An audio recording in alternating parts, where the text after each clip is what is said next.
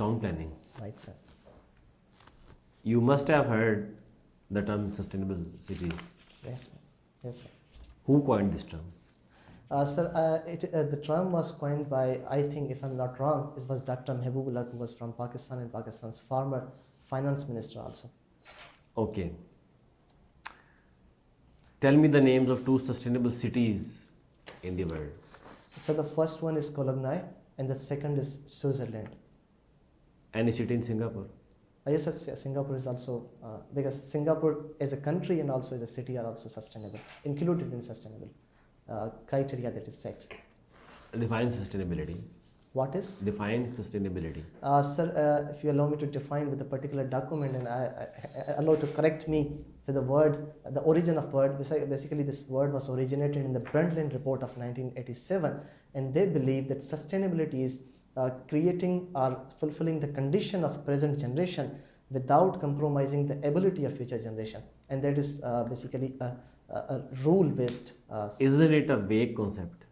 So I think it is not vague, because it is very broader concept. Because if we allow me to explain it with an example, that is, if we have to work for the cleaning and the eradicating pollution, so unsustainable method would be just eliminating this this pollution.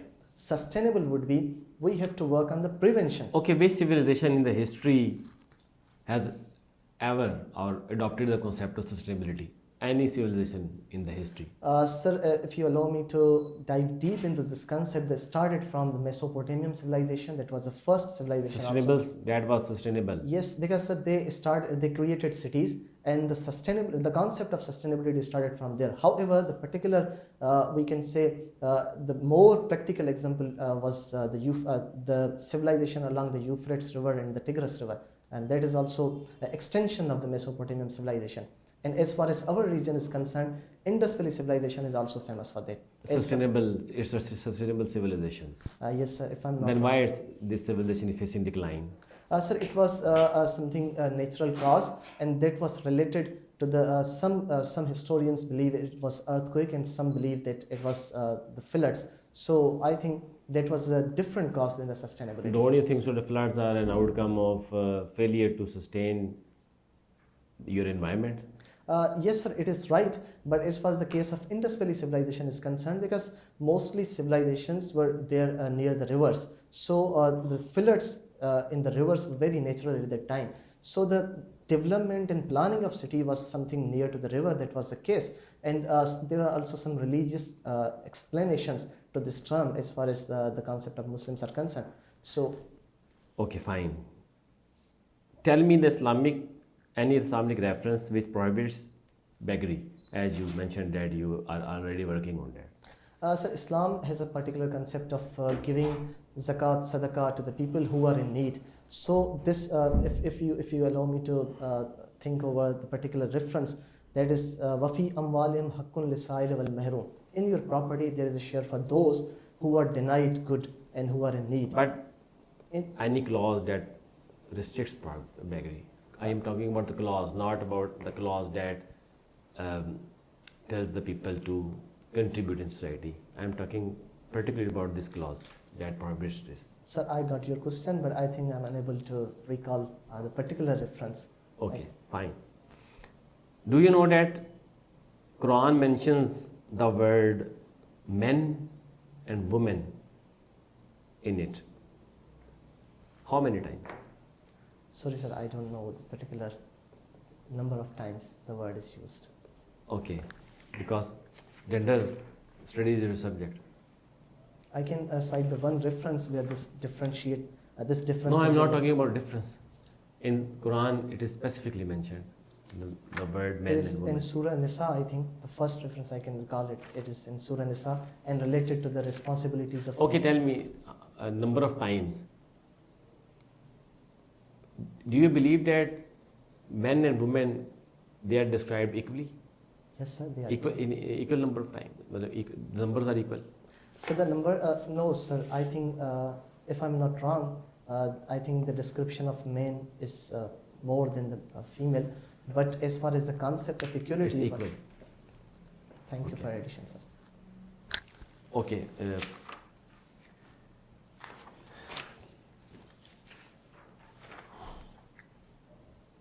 What was the criteria of formation of hospitals in the era of Khalifa Harun Rashid? Sir, I don't know the particular criteria.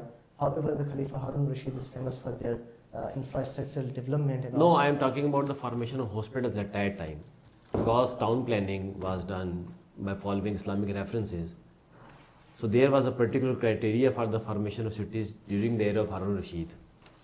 Sir, I'm unable to recall Okay, it fine, now. it's okay. Thank you.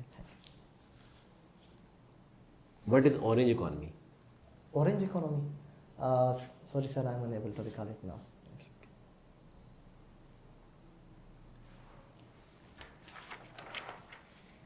What are concrete jungles? Sir, this is basically a second term for the urban sprawls, and that is also has a relevance with the concept of increasing the boundaries of cities. Okay, fine. Town planning is your subject. That's, Tell me the purpose of formation of cities. Specific purpose of formation of cities. So there are various purposes as far as the particular subject is concerned, but the historical examples are that. Purpose of formation of cities. Sir. Sir, it is just facilitating the public with more growth and prosperity, and also especially. It's clearly mentioned in Al-Muqaddamah.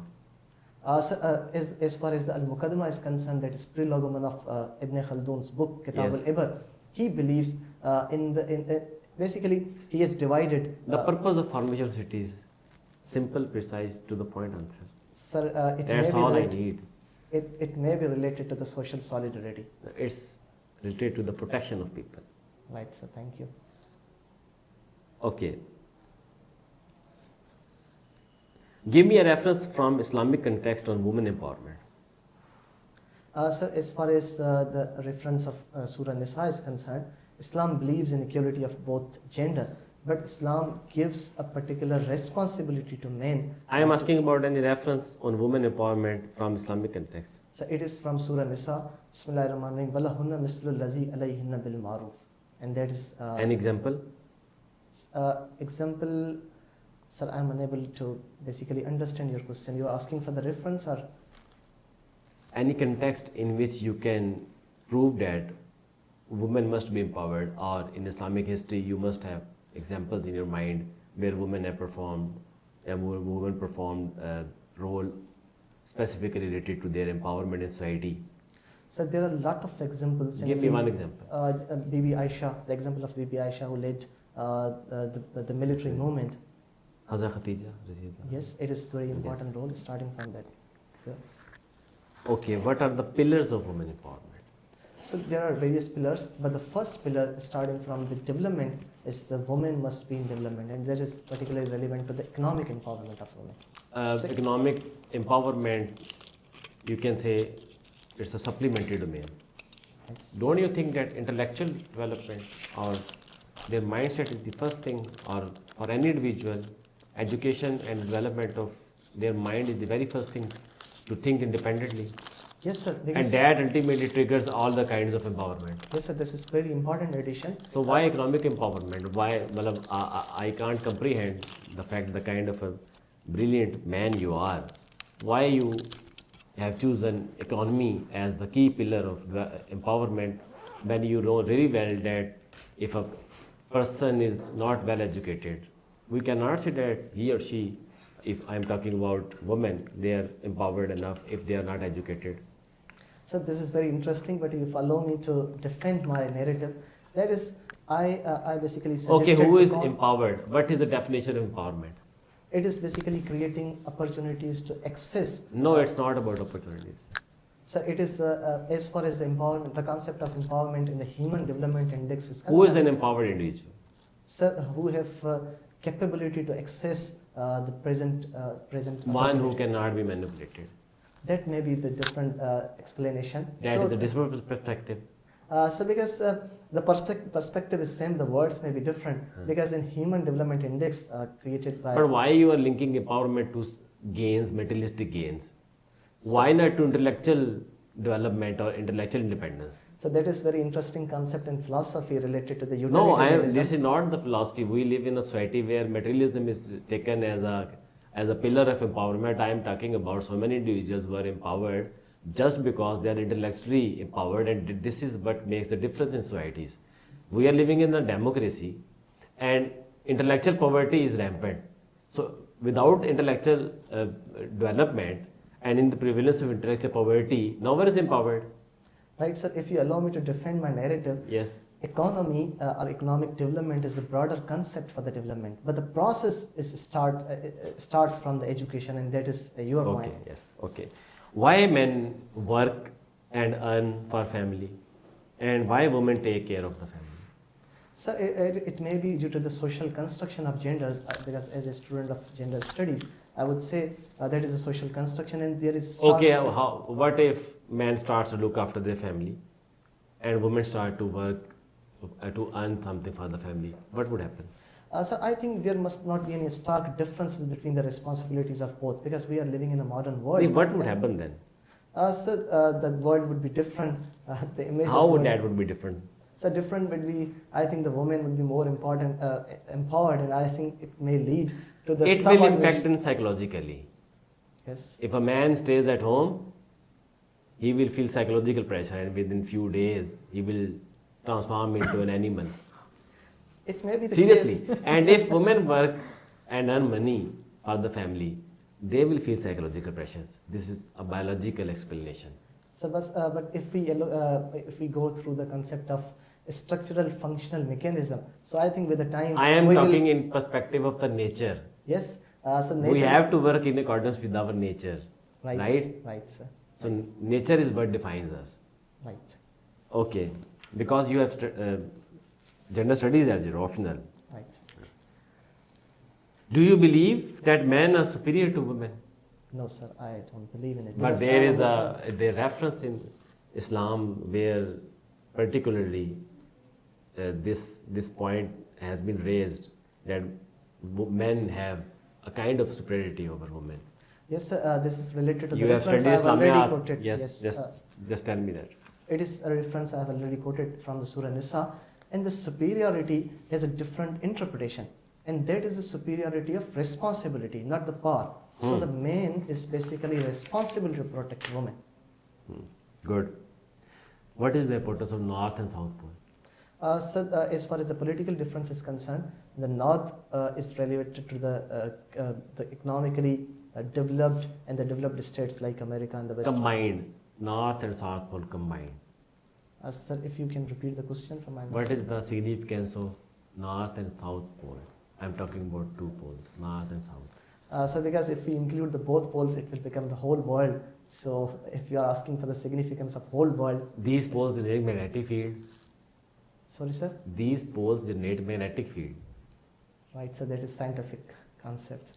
And that magnetic field prevents harmful rays from impacting us.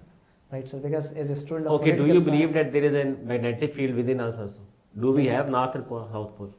Yes, sir, because there is a concept of gravity. No, and- do we have a North and a South Pole within our body? Yes, sir, we are living in this world, and we have effects of these all electromagnetic waves and everything that you are I'm discussing. talking about your body. Do we have a North and South Pole? Yes, sir, it is. How it works? So it may be a scientific explanation. I am not relevant or particularly have any relation with the Okay, science. sometimes we feel energetic, sometimes we feel sad. Why? That may be related. That may be the answer of your question. Yes. Thank you. Okay. What is devaluation of currency and why it is done? So there are different reasons for the devaluation of currency. Devaluation means we have to decrease the value of currency that may be related towards the putting more currency in the market for the management of inflation and also economic issues. that For we the are facing. management of inflation? Yes, sir, it can be done through. It can be used as a managing inflation. As Pakistan's currency was devalued some 3 years ago to manage this inflation and also the issues we are facing at economic level. So whenever we face inflation, we must devalue the currency and No. things will be managed well. No, sir. If I'm not wrong to explain this concept, basically this is an economic tool to manage the economy of any country and the monetary policy. and that may be. Okay, do all the countries manage their economies in such a manner by devaluing their currency?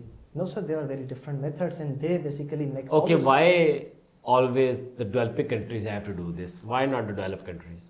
Sir, because they, if you allow me to say, they always face economic crisis, and they are always at the verge of bankruptcy. So with the Why influence, developing countries face economic crisis? Always, as you have used the term. sir, the first one that was already highlighted by you, that is the level of illiteracy and the potential to explore the resources of their countries. Because taking an example of Pakistan, Pakistan is a much resourced country, and we have very effective. We have such resources like gold and even copper, but we are unable to exploit these resources with the lack of technology. And technology comes after literacy or education. Don't So you that think is- that this is because of the role of the developed world? Developed world never wants developing countries to get this kind of development. So that is the political explanation given by Emmanuel Wallerstein related to his theory related to the core and periphery model of states. So he believes, and also it is a link with communism and socialist narrative, that developed countries always exploit the resources in the labor of developing countries to create hegemony. And What is leadership? so leadership is ability to make policies and Okay, policies are formed in every country. Bureaucrats, they also can design policies. Our MNs, MPs design policies. So everyone is leader. yes, maybe. Everyone is leader. According to this definition, anyone who is making better policies and taking his people or the concerned one out of the crisis, so he may be the leader, but at different levels. Some may be the leader at bureaucratic Okay, level. just tell me one thing. India is a democracy. Pakistan is also democracy. What is the difference? So there's a difference of democracy. And if you allow me to explain this situation with a political concept related to the political socialization, that is, I will cite the example of a book, The Ethics of Voting by Jason Brennan. He believes the difference of democracy in the both countries is relevant to the political participation and political socialization. He There says is always political participation in Pakistan. yes, But there is a fundamental difference between the two democracies. yes. Political participation, even after independence, there were so many political parties in Pakistan. Yes, sir. If you allow me to talk on this political participation, we have very different participation than the India. There are three types of people in a political society. One are hobbits, other are hooligans, and the third are Vulcans. Vulcans are basically those You people. are intensely using references to divert me. I know, sir. These Yes, references. let me explain this. Right. India conducted its first selection in, Since soon after partition, okay, Pakistan conducted the very first election. in 1970s, general elections. Don't you think that this was the difference in the two democracies? That was the difference. There are a lot of differences. Secondly, yes, there are a lot of but fundamental difference between the two democracies. Second thing is, don't you think that their political structures have evolved better, Yes, in a sir. better way, Yes, sir. I believe in it. as compared to Pakistan? Right. Okay, give me another answer relevant to this question. In West England, we see people, they come out of nowhere, they lead a society, they resign, they move on. Yes. But in Pakistan, we see dynasties to lead the general masses. And even if dynasties never demand this, and they appear in the election, people will still choose dynasties to lead them. What is the fundamentally wrong with this society, and what is a special thing in the West England that allows them to choose anyone who can better lead them and transform the society? So my answer in the one word, that is the political culture, and that is the major difference, because the political culture of Britain is very different from the culture of. What is the difference, Beta? I want you to tell me the difference. What is the difference? This is a vague term, political culture. What is the difference? Yes, sir. If you allow me to explain in detail, because as To the I want a precise answer. so the political culture has three things: the people who are parochials, the second are subjects, and the third one are the political participants. This is particular term.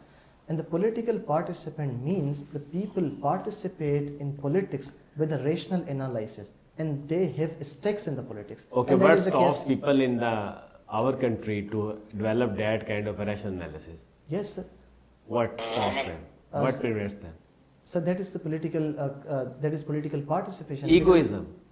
So that may be the case also. No, that is specifically mentioned in books. Egoism. So People in the West England are not that much egoistic, but in our society, people are egoistic. So we can agree to disagree on this point. Yes, you can agree or disagree, but the point is, people follow dynasties out of their egos. They are linked to their tribes, to their parties, to their ideologies, and they are not ready to digest the opposing viewpoints. Okay, what is the administrative structure of PS? So the administrative structure is too broad.